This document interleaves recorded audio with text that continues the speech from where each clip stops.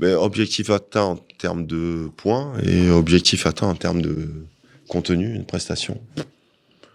Franchement, c'est ce que j'ai dit aux joueurs à la fin, une grande fierté ce soir. Je me suis régalé à voir le football pratiqué, le nombre de situations générées positives, l'entraide défensivement, la débauche d'énergie. Franchement, même avec Pat, je parlais sur le banc, je disais, c'est incroyable. On mérite vraiment de marquer quand même. Et pour autant, c'est dur, c'est dur. Et je suis content parce qu'on confirme et j'ai même trouvé l'équipe encore avec plus d'intensité que le match de vendredi soir. Vraiment un contenu très abouti sur lequel on peut s'appuyer. Ouais.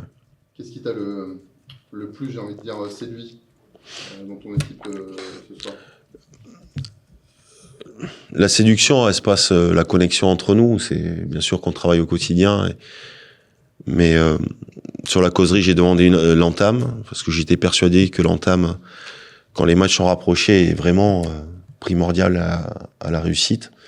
Je pense qu'on a entamé de la meilleure des manières, vraiment présent dans tous les duels, techniquement propre, intensité de jeu, capacité à jouer interligne, ce qu'on avait mis en place, et puis les petits appels en profondeur. Tout ça, ça fonctionnait sur le but qu'on marque. Après, on tombe dans quelque chose qui malheureusement nous fait un peu encore défaut. C'est la capacité à être capable de gérer un petit peu les temps faibles. Mais parce qu'on a fait des petites erreurs tactiques sur le positionnement de Tidiam et Godson sur l'animation défensive qui fait que Amiens a réussi à exploiter cette petite erreur tactique qu'on a rectifiée à la mi-temps et quasiment en deuxième mi-temps, on n'a quasiment jamais été mis en danger. On a continué à produire du jeu, à aller chercher les choses.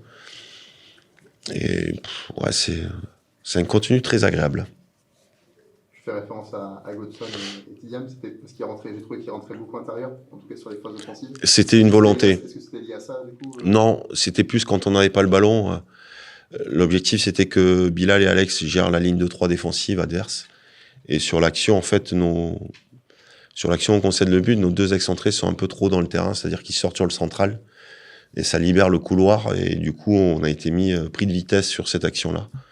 Et en deuxième mi-temps, on a rectifié sur le fait d'être un peu plus bas dans le terrain pour gérer la ligne de passe entre le central et le piston et de laisser Alex, en gros, et Bilal se débrouiller contre 3 joueurs. Et je trouve qu'en deuxième mi-temps, on l'a mieux réalisé. Ouais.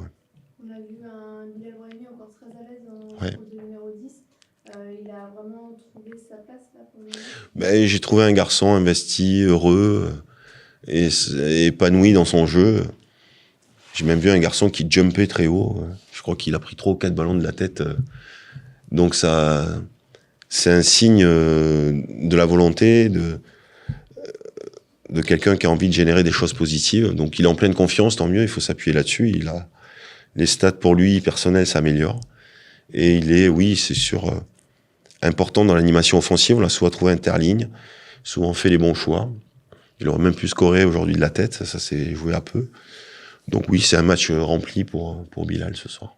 Donc forcément, on ne peut pas ne pas parler d'Alex, qui, bon, on va dire fidèle à lui-même, mais forcément, on l'a déjà dit. Fidèle à lui-même, mais il faut peu de situations pour scorer. Je pense qu'il doit en avoir 4. Une frappe au-dessus, une tête qui passe pas loin, et puis 2 situations dans la surface qui font ficelle. Ça change beaucoup de choses pour nous, c'est sûr. Petit message à Cyril, attention, ça arrive. Ça se rapproche sévèrement. Ça se rapproche sévère, là. Ça se rapproche sévère. Tant mieux pour moi, tant mieux pour l'équipe, tant pis pour Cyril, j'ai envie de dire ce soir. Il a forcément un impact quand même. L'équipe n'est forcément pas la même en termes de confiance quand il est sur le terrain que quand il n'est pas là.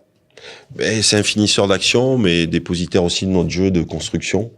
Même si ce soir, moins impactant, pas moins impactant, mais mieux géré par l'adversaire sur la capacité à le trouver interligne, parce que Amiens avait bien travaillé pour qu'il soit le moins touché possible, mais c'est les autres joueurs qui ont généré autour de lui du jeu combiné pour pouvoir le trouver dans la zone de vérité. Donc forcément, quand on a un finisseur tel, ça change beaucoup de choses, parce qu'il finalement, toutes les actions générées par l'équipe font que, une fois qu'il est servi, ça fait presque but à chaque fois. Et ça valide le contenu de ce soir. Après ces 2 victoires, est-ce qu'on peut dire que tu as trouvé ton 11? Je ne sais pas si j'ai trouvé mon 11, mais en tout cas, j'ai trouvé un système dans lequel les joueurs se sentent à l'aise, ont des repères, que ça soit avec ou sans ballon.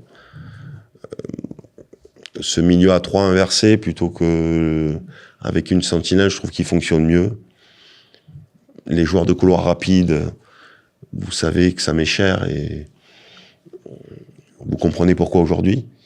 Puisque sur l'action du deuxième but, c'est ce qui fait la différence quand même. Et forcément, j'ai trouvé un système qui permet à l'équipe d'être mieux dans sa tête, mieux équilibré et capable d'attaquer et de défendre. Après, encore une fois, souligner aussi la capacité des entrants, parce que l'avantage de cet effectif, c'est la capacité d'agir et surtout de faire des changements qui restent positifs pour l'équipe et d'amener même une dynamique supplémentaire. Voilà, le remplacement, Noé qui rentre, amène du peps à l'équipe. Et c'est là où j'attends les joueurs qui sont entrants. Et tous, Lorenzo, Mika, Kali, voilà, tous à leur échelle ont apporté un équilibre d'équipe malgré tout. Et c'est fort agréable de pouvoir s'appuyer sur un effectif qui permet justement, où on se pose pas la question. Je sais que quand je change, la prestation du garçon qui va rentrer va être intéressante, donc c'est très agréable. Omar Daf, justement, a souligné ça. Il a dit que c'est vraiment ce qui a fait la différence oui. dans les 30 dernières minutes. C'est ton avis aussi? Oui. C'est mon avis aussi, j'étais tellement... on avait tellement été un petit peu critique des fois avec la capacité des joueurs d'interagir sur les changements, mais là, quand j'enlève Didi qui fait un match cohérent et que je rentre Noé, j'ai pas de changement, si ce n'est un profil un peu différent de percussion, capable de casser les lignes par la conduite. Des joueurs intelligents qui rentrent, Mika et Lorenzo sont des joueurs qui sont ultra intelligents dans les déplacements, dans l'utilisation du ballon. Et puis Kali, qui est quand même un joueur généreux, qui vient de nous rejoindre, mais qui est généreux dans l'animation défensive quand on mène au score, qui est capable de conserver les ballons, d'obtenir des coups francs. Donc forcément, quand on a 18 joueurs de la sorte, c'est plus simple de gagner les matchs. Et je me souviens du premier match contre le Paris FC où on avait dit que le Paris FC avait gagné le match grâce à ses entrants, de par leur largesse d'effectifs. Aujourd'hui, c'est notre cas et tant mieux. Alors ça me fait creuser la tête pour la composition de départ, mais tant mieux. Tant mieux. Je préfère être dans cette situation-là que la situation inverse.